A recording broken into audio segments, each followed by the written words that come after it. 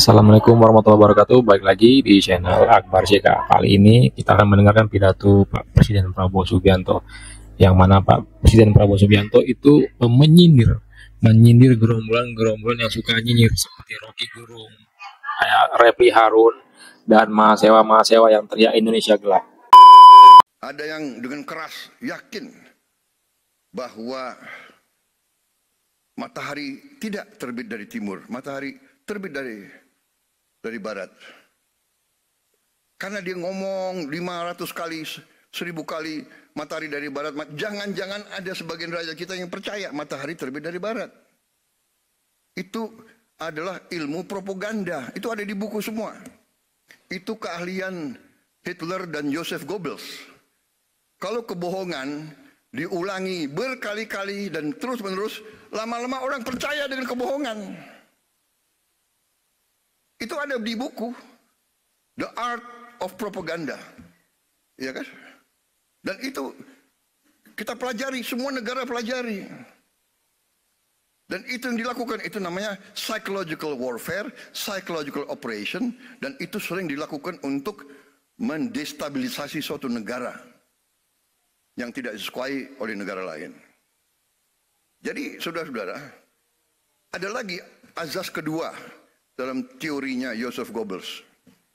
The bigger the lie, the easier people to believe. Jadi kebohongan yang lebih besar, mudah untuk orang percaya. Oh ya, jangan-jangan benar ya, ya kan? Jadi sekarang mudah, fake news, hoax itu mudah. Tapi kita tidak boleh istilahnya gerundel. Ini realita. Karena itu ya kita terbuka. Ya, sesuatu serangan kebohongan hanya bisa dihadapi dengan membuka diri, memberi penjelasan apa adanya, berdasarkan fakta, berdasarkan kenyataan, berdasarkan ilmu dan matematik. Ya kan? Kebohongan bisa diteruskan, tapi satu saat begitu kebohongan kelihatan, hilang kepercayaan dari orang. Nah itu saudara-saudara. Jadi suatu rezim atau suatu organisasi atau suatu kelompok yang melancarkan sesuatu atas dasar kebohongan akan dipatahkan. Saya juga heran. Ya, ada orang yang mengatakan Indonesia gelap. Ya, saya kalau dia memang merasa gelap ya itu hak dia. Tapi kalau saya bangun pagi saya lihat Indonesia cerah. Iya kan? Kalau saya ketemu petani gembira. Harga pangan, peningkatan hasil mereka naik secara drastis. Produksi naik secara drastis. Kita potong semua regulasi yang nggak benar. Kita sederhanakan. Saudara-saudara, ada Menteri Pertanian di sini. Menteri Pertanian itu selalu ada di sawah, keliling kemana-mana, ya sudahlah, nggak apa-apa. Dia mengatakan kepada saya, Pak, tadinya dari pabrik pupuk sampai petani harus tanda tangan 15 menteri, 30 sekian gubernur, 500 bupati, baru sampai ke Gapoktan. Saya bilang Menteri Pertanian tidak ada. Dari pabrik pupuk langsung ke petani. Gak ada lagi itu tanda tangan, langsung. Alhamdulillah. Pupuk yang tadi langka, yang tadi banyak diselundupkan, yang banyak dikorupsi, sekarang sampai ke desa-desa. Hanya ada beberapa tempat yang masih. Saya dapat keluhan dari Gubernur Aceh, pupuk di situ masih sedikit kurang lancar. Ya, ini segera kita akan atasi. Apa yang maksudnya? Begitu ini semua perizinan kita hilangkan, lancar itu arus ke produsen, produksi langsung naik, saudara. Jadi ini pelajaran bagi kita semua, dan inilah yang saya akhirnya ambil kesimpulan, oke, saya harus proaktif. Saatnya sudah ada evidence, Ya, saya sekarang berdiri agak lebih optimis, lebih percaya diri karena evidence-nya sudah mulai kelihatan. Ya, kita akan menghadapi tantangan, tapi saya bicara dengan tim saya, ternyata situasinya dapat kita hadapi dan bisa kita kendalikan, ya kan? Jadi saudara-saudara, saya sih tidak akan melarang orang untuk selalu memandang dengan kegelapan. Kalau ada orang yang mau lihat gelap, monggo. Tapi kalau saya lihat, saya optimis, saya bangga sekarang jadi Presiden Republik Indonesia. Kekayaan kita akan kita kuasai, akan kita kelola untuk sebesar-besarnya kepentingan rakyat.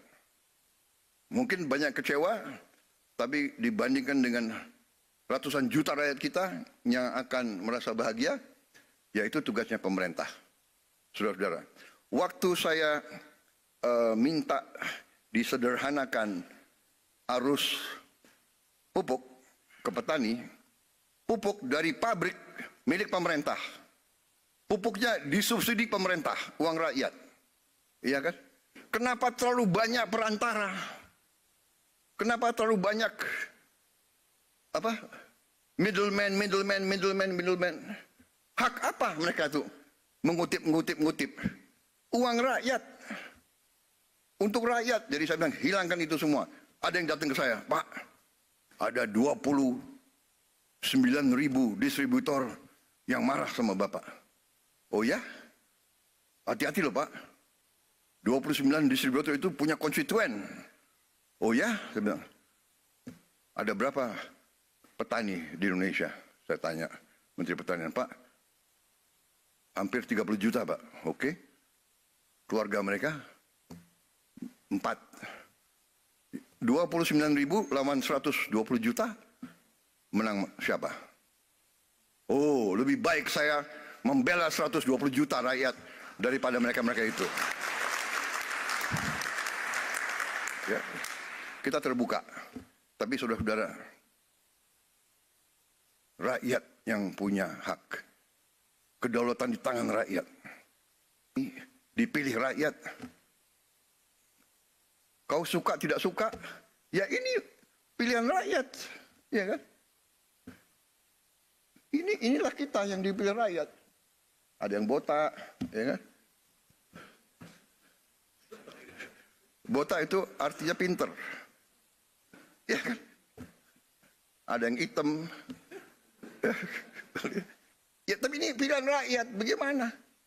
Dan kita semua, cita-cita mereka semua itu hanya untuk berbakti kepada rakyat. Benar, kalau mereka mau kaya raya, mereka bisa.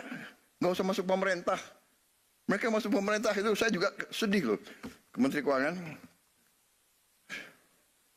Banyak yang belum dapat mobil dinas. Mereka kerja 6 bulan ini kerja bakti, tapi ya, terima kasih sudah mulai apa? Sudah mulai cair, ya, apa? Diblokirnya udah dibuka gitu kira-kira. Baik, itu saja. Nah, itu dia video kita kali ini. Silahkan ketik komentar kalian di kolom komentar ya terkait pidato Presiden Prabowo Subianto ya yang menyindir para nyinyir dan juga mahasiswa yang mengklaim Indonesia gelap. Nah ya, sebelum saya akhiri jangan lupa like dan subscribe agar tidak tinggal informasi dan notifikasi dari channel ini. Saya Cyber CK. Assalamualaikum warahmatullahi wabarakatuh. Salam sehat selalu. Bye bye.